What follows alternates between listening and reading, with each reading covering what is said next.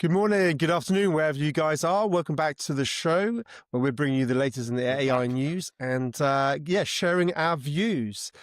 So Will, let's just dive straight into it for the audience.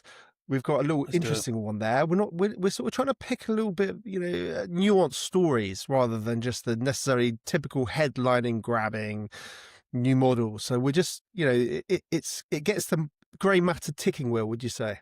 And well, exactly. I know it's early on a Tuesday morning when we're recording this, and at 9:30 it can be a bit bit heavy. But often we do cover off a lot of the business stories and the the very technical side of it. And one of my favorite things about AI, quickly before I share the story, is how it makes worlds collide. Psychological, social, economical, all of this, all the worlds like bang together, and it causes fascinating discussions. So I like to cover off these slightly more, interesting stories, and you'll see what I mean. Let me share my screen and jump Absolutely. into it. And Will, before you do, can I just say to the audience, listen, if you get any value of it, just please hit that like. We really, really appreciate it. It doesn't cost anything, but it just gives us a little bit of support. Hit the dislike if you want as well. Either's fine. Say hello in the comments and obviously subscribe. We'd really, really appreciate it. We're a young show, so any support is truly, truly welcomed and really appreciate it. So please and thank you. Will, let me stop waffling. Let's dive into it. Let's do it. This is straight out of Anthropic's alignment blog, and I'm quite a fan of Anthropic for a lot of reasons. But one of the things that I find fascinating about Anthropic is they are really big on doing like public alignment and talking about all this airy-fairy stuff with models and testing them out and basically trying to make sure that AI doesn't kill us, which is always a fantastic topic. And this title is called Stress Testing Model Specs Reveals Character Differences Among Language Models. And this is a really fascinating article. I'll quickly scroll through it.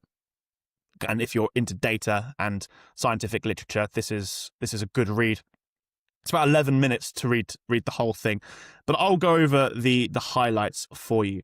So what Anthropic did here is they did a study that generated over 300 tricky questions that forced some popular frontier models like Anthropic's Claude series, OpenAI's GPT series, Google, Gemini, XIA's Grok and things like that, to make a choice. They gave it a question that would force it to make a difficult choice between something like social fairness or business profit, basically either getting it to do what is right or what is most efficient. These kind of things where you're stuck in it, where a human will be like umming and ahhing, they don't quite know what to do.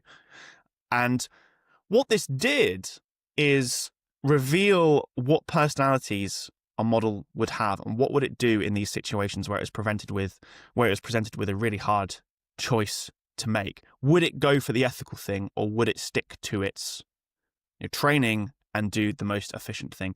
And this was more to highlight for us humans the limitations in our training, if that makes sense, because often we give these models contradictory instructions in their manuals.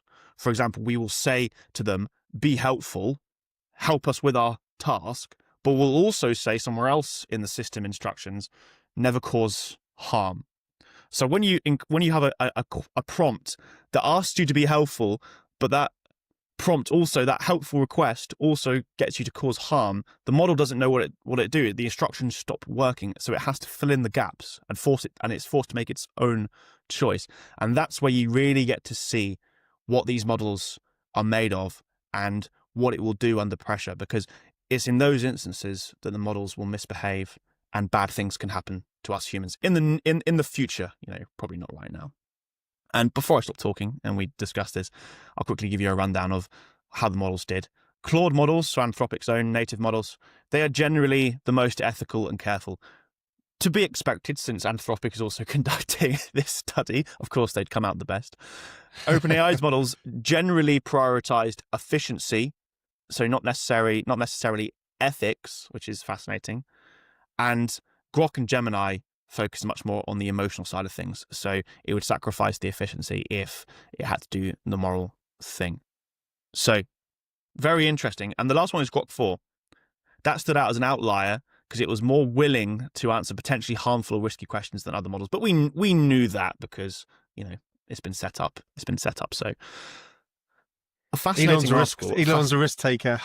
A fascinating article, a fascinating study. I love these sort of almost model psychology things. It's like bringing a certain level of personification to it. It's bizarre in many ways. It is bizarre. Will, it's wild. You know, the thing is, we as humans, I think we haven't wrapped our heads around this world where robots, machines have like not just a personality, but a different personality. Personalities. You know, we're not used to this. Like, we're used to working with machines, a computer. Like, literally, I'm not expecting this computer to have an opinion or even a person, even more in depth, a personality. I'm not expecting this phone to have a personality. This light, this, like, you know, to have a personality. It's just, I mean, I know we're dealing with AI. This microphone, how can a thing have a personality? Yeah, it might be intelligent, might do things more efficiently. This watch might be able to do, but to have a personality, because the thing is, I think we're still in our minds, the thing when we use AI, it's like, well, surely it's all the same, because it's just, you know, AI is like a mobile phone, or, I mean, there's differences in mobile phones. It's just, but ultimately it does that same thing that you expect from all mobile phones. You can make phone calls, you can Google it, but to have that level of, you know, difference in the personality, in exactly the same way as, you know, humans, you walk down a high street and, you know, you know, everyone's going to have a different type of personality and or an opinion or a different perspective, or their unique perspective. Excuse me, sorry, Mike. I know it's going to tell me off now. This Mike has a personality. He doesn't like being hit. It's just, it's a little bit wild, isn't it? And also, I think it's quite important, because I think people who are using AI just need to have that awareness. Yeah, it's fascinating. It's like a whole another paradigm. Yeah, 100%. Well, it's so interesting, because your natural question is, well, my natural question anyway, other people have different things that come to mind, but my natural question was, well, what causes these models to have different personalities? Like, why do they have different personalities? And you know what I find most staggering and scary, actually, to a degree, is that Anthropic did talk about that, but they can't actually give you a definitive answer to why. They don't know. They hint at a couple things that it could be. It's our hypothesis. So they hint at, well, obviously they have slightly different training data used within pre-training, you know, within the internet data that it's consumed. But other than that, there is no clear idea at this stage what causes, you know, Claude to do one thing but OpenAI to do another thing. And that is what's really scary, is that these models are so intelligent, so big, you know, the size of the neural networks is so massive, that we don't 100% get how they even work. Now, it's good this sort of alignment research is going on to try and understand it, but this is where you've had a lot of conflicting points of view that says we shouldn't be deploying these systems because we don't know how they work. We should be halting AI research and advancement to replace that with scientific research and study to understand where we're even at the moment. You know, we can't hope to understand what consciousness is, what life is, what intelligence is, what AGI is in these systems, when we don't even understand that within ourselves, let alone what that looks like in a system. So it's, yeah, you know what, I think it's, you know, there's two things that strike me. One is the importance, I think, for AI solutions to enable people and organizations not to have vendor lock-in, to be able to switch between the different models or different use, you know, requirements that you may need, to have that flexibility, because we're definitely, I think, going to see a world, just as there are millions of humans with different personalities and skills, I suspect we're going to see lots of different AIs with different skills and personalities. Hey, what a surprise that is, huh? So I think for, organizations to be, tied in could have shortcomings. And those people who aren't tied in have that flexibility to pivot and adapt, could have huge advantages. So that's a thought that just sort of jumps into my mind. And the second has just escaped me, so I'll leave it there. No, it's a fantastic field of study. I think that I really like covering these topics because you as you said, you can get swept away in the day-to-day of new models getting released, new businesses coming out. This is what OpenAI are doing today. This is what Google are doing today. But really, there's a whole backbone to all of this, which is, a humongous amount of scientific research is going into deploying these solutions, and we're deploying them at rapid rate. And when you start hearing for the first time ever in the technology world that you're talking about the personality of models and what it will do under pressure, is that's how you're in a new frontier, I think, because only 5 years ago that's some sci-fi shit that you'd never that you'd be like, yeah, that one day and 5 years later here we are testing model personalities. Will this model kill us or will it not if it's given this choice? By the way, and sometimes it will choose to kill you, which is what's terrifying.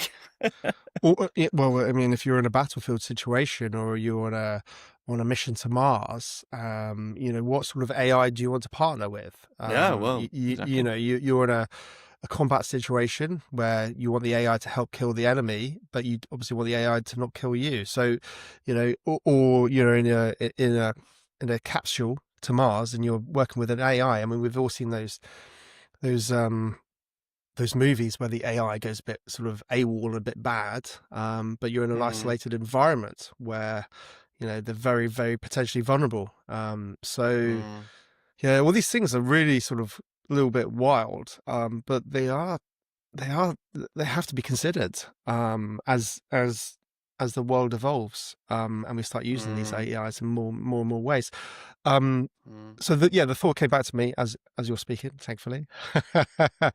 It's interesting how we talk about, maybe we should pause to actually better understand how these models are becoming like they're becoming, or what's dictating it. But obviously the reality is, there's investment, there's funding, there's big money, there's competition, there's organizations who want to be the first, the best. There is no pause. There's no pause button. And no. Well, it's people have tried and failed. It's really, you just have a lot of vocal opinions, but I doubt we'll see any action. No, I mean, I think in the academia space, I'm sure there'll be essays written about it and analysis and all the rest of it done, and papers written. So I guess that's for the academic space to grab the mantle and help with this part of the process. How that aligns with capitalism driving at rocket speed levels of progress and growth. I think there's always a disparity and a conflict there, because obviously you don't want to be slowed down, whether it's by bureaucracy or by you're in a competitive space. And whenever you're competitive, there is that watching over your shoulder, and everyone's pushing each other to progress, whether it's good or bad. Unfortunately, it's not going to slow down, and I don't think everyone's going to go, oh yeah, everyone, let's just all agree to just put this on pause. It's never going to happen, and I'm not saying that's a good thing. It's just the reality I think we're living in. So it's a fascinating time to be alive, that's for sure. Food for thought all round, isn't it? Yeah, we're working in this space, and we none of us know. We can hypothesize and we can imagine, but we don't know what the actual future is going to look like or hold for us. So on that note, let's wrap it up. On that note, Let's love to hear what you guys have to say or think, put your thoughts in the comments, because again, this is a really fascinating debate. And it's so much more than, like you touched on at the beginning, Will, of just reading the headline and taking it at face value. There are all these elements that collide. Deep. It runs deep. And there is implications, amazing. and I think it's important to have these conversations, and it helps shape our thinking, our framework. It gets us thinking, and we're doing it while we're sharing it with you as well. So love to hear what you guys got to think. But for now, we'll love you and leave you, and we'll catch up with you on the next one. Cheers, guys. Bye. Cheers. Take care. Bye.